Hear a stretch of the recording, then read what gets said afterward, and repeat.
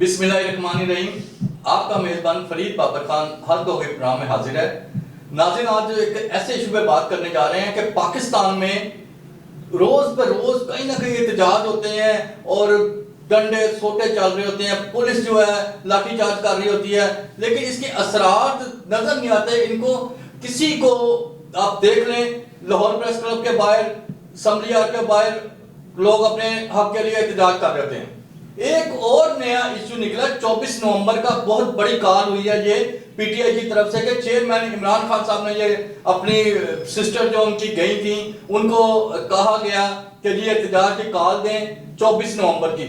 उसकी इन्होंने मुकम्मल कॉल भी कर दी है अपने कारकुनों को और तैयारियां ही मुकम्मल कर रहे हैं। और इसके पंजाब पुलिस और रेंजर को भी तलब कर लिया गया है हुकूमत ने कि किसी नाखुशगवार वक़्वा ना पेश आ सके। इसी से हम बात करेंगे। हमारे साथ सीनियर सहाफ़ी इमरान भट्ट साहब मौजूद हैं, इनसे पूछते हैं कि इसके असरात क्या निकलेंगे अगर एहतजाज होते हैं तो। जी भट्ट साहब।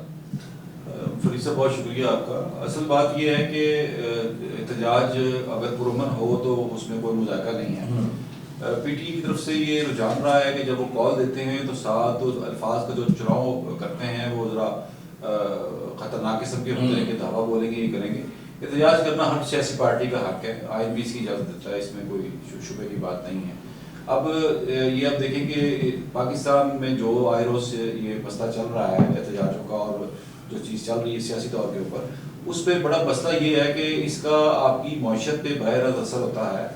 आपको पूरी दुनिया देख रही है। ये जो है अपना सोशल मीडिया का ज़माना है, ये कोई पुराना पीटीआई वाला दौर नहीं है। आपको देखा जा रहा है, आप किसी को गंदे अल्फाज में पुकारते हैं या अपने ही लोगों की वो चीज़ें बयां करते हैं तो आप भी पाकिस्तान का तशख़्ख़ुस ख़राब होता है। ये एहतजाज इनको करना चाहिए, ये इनका हक है, ज़रूर करना चाहिए। हुकूमत को भी इनको जगह देनी चाहिए एहतजाज करने के लिए, लेकिन वो मुसल्ला या लड़ाई झगड़ा या और चीज़ उसमें नहीं होनी चाहिए। नहीं भट्ट साहब, देखें ये अब एहतजाज तो ठीक है, हर किसी का हक है आगे रिकॉर्ड कराना, लेकिन अब तोड़ फोड़ अपने मुल्क को नुकसान पहुंचाना और फिर उधर से पुलिस हमारी एक्टिव हो जाती है, वो डंडे सोटे लेके शुरू हो जाती है, पकड़ दकड़ शुरू हो जाती है।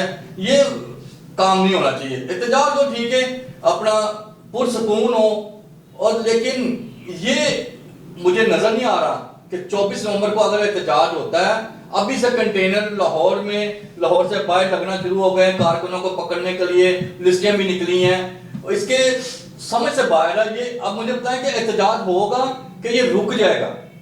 लेकिन ये स्टेट की तो पूरी कोशिश होगी इसको रोका जाए, क्योंकि जो जिस किस्म की गुफ्तगू की गई है उसमें ये टकराव तो लाजमी होगा। साका में भी ऐसे ही हुआ था।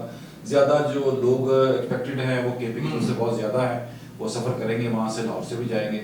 तो इसके लिए देखिए कितनी मशीनरी गवर्नमेंट के करते में आई, रेंजर्स भी इन्वॉल्व हुई और पुलिस भी इन्वॉल्व हुई, बल्कि पंजाब पुलिस से इस्लामाबाद से मदद भी मांगी है उन्होंने वहाँ पे।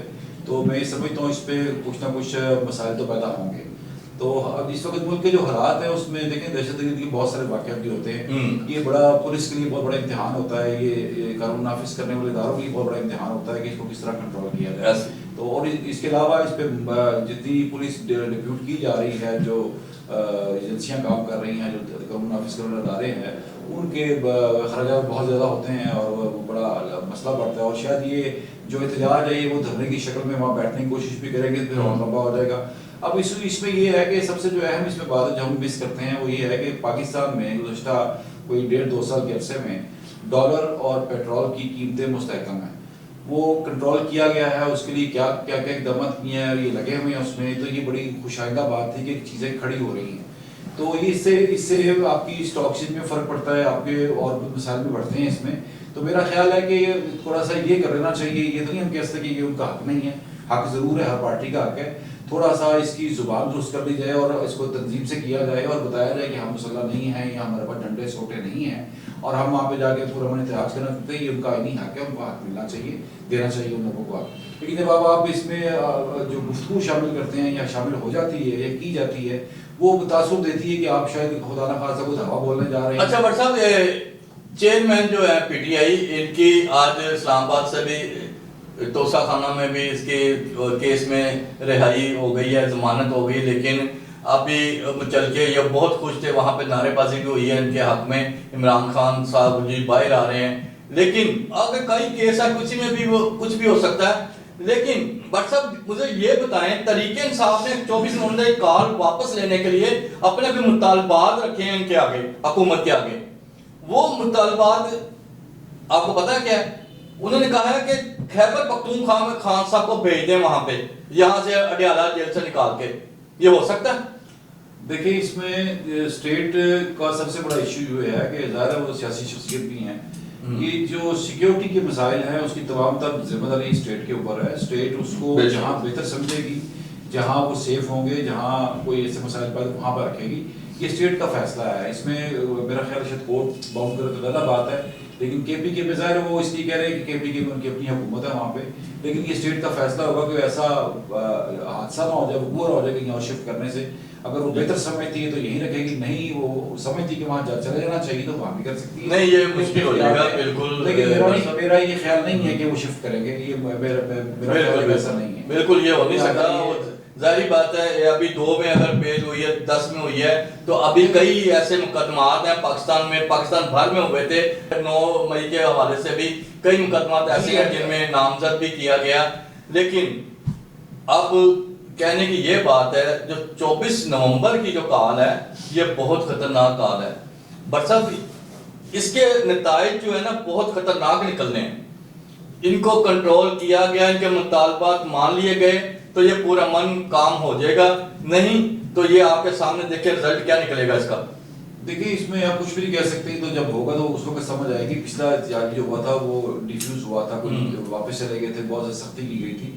تو اس سے میں تو پھر کہتا ہوں کہ عام آدمی کے مسائل اس وقت بہت گمبھیر قسم کے ہیں. جو ملک کی حالت اس وقت چل رہی ہے بالکل اس میں سیاسی پارٹیوں کو اس حوالے سے کنٹرول میں رہنا چاہیے اور کوشش کرنی چاہیے کہ ہم اپنی یونٹی پیدا کر کے ملک کو بہتر سمت پہ لے جائیں.